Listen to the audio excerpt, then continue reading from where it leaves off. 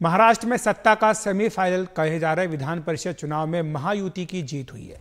BJP और उसके सहयोगी दलों की जीत इसमें बड़ी हुई है। 11 सीटों के लिए चुनाव हुआ था, जिसमें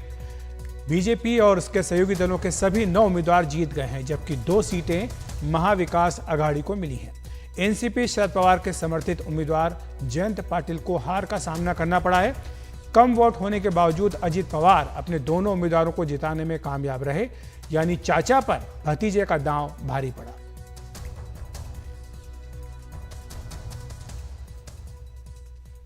और आइए सुनते हैं कि जीत के बाद अजित पवार ने क्या कहा। 5 विधायकों ने हमें सपोर्ट किया है, उनका मैं शुक्रिया अदा करना चाहता हूं और धन्यवाद भी देना चाहता हूं और सबका अभिनंदन करना चाहता हूं।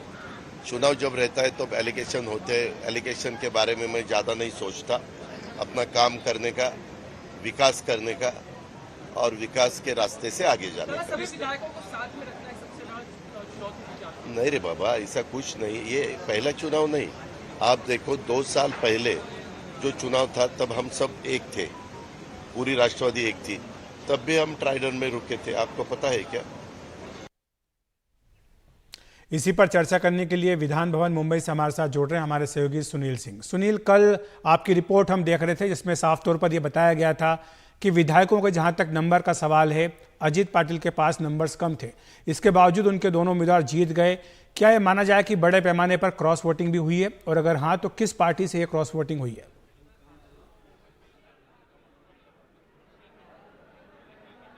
देखिए अखिलेश जी, बिना क्रॉस वोटिंग से ये संभव नहीं था, ये नतीजा नहीं आता। 9 के 9 महायुति की जीत गई हैं सीटें, उम्मीदवार जीत गए, और महाविकास आघाड़ी के 3 में से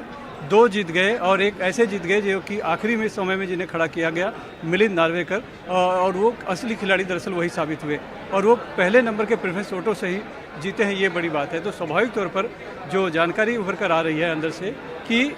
क्रॉस वोटिंग में हुई है, वो कांग्रेस के अंदर ही हुई है, और इसका नतीजा एक देख रहे हैं, यानी कि कांग्रेस के जो वोटर्स थे वो या तो फिर जयंत पाटिल को वोट करते या फिर वोट करते वो मिलिंद नार्वेकर को, तो उन्होंने मिलिंद नार्वेकर को वोट किया है। और नतीजा ये है कि हम देख रहे हैं कि जयंत पाटिल हार गए हैं, और इसका परिणाम जो है, एक तरफ अजित पवार के दोनों, जो लग रहा था कि शिवाजी गर्जे जो उनके उम्मीदवार हैं, वो शायद जब मिलिंद नार्वेकर को खड़ा किया गया है तो उनकी गणित गड़बड़ा सकती है जीत, लेकिन वो जीत गए, जिसका आभार उन्होंने व्यक्त किया कि 5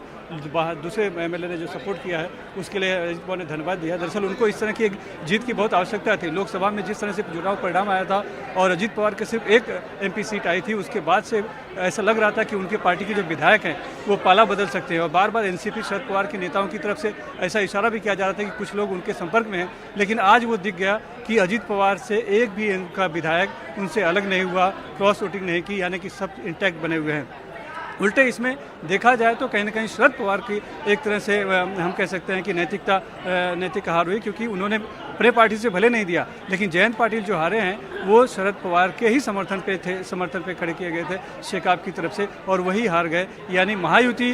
की बात करें तो महायुति को जिस तरह से एक झटका लगा था लोकसभा चुनाव में शरद पवार की सक्रियता से, उसको कहीं ना कहीं बैलेंस करने का काम यहाँ पर इस विधान परिषद चुनाव के जरिए कहीं यहाँ पर की गई है, ये दिखाई पड़ रही है। और इसमें सबसे कोई बड़ा चेहरा या सबसे जो गणितज्ञ कोई निकल कर आता है विधान परिषद चुनाव में, खासकर देखें तो वो देवेंद्र फडणवीस हैं, उप मुख्यमंत्री, जो कि मैजिक पैटर्न जो अंक होता है, फर्स्ट प्रेफरेंस, सेकंड प्रेफरेंस किसे देना चाहिए, किसे नहीं देना, ये जो पैटर्न जो बनाते हैं वो गणित बनाते हैं देवेंद्र फडणवीस। पिछली बार साल 2022 में भी यही, 22 में भी उन्होंने यही खेल पैटर्न बनाया था, और जैसे नतीजा था कि तब भी कांग्रेस में ही एक उम्मीदवार हार गया था, और इस बार भी हम देख रहे हैं कि उनकी इसी पैटर्न की वजह से जो है कि शरद पवार के समर्थन वाला उम्मीदवार जयंत पाटिल, जो कि 5 बार विधायक रह चुके हैं और हैं, वो तक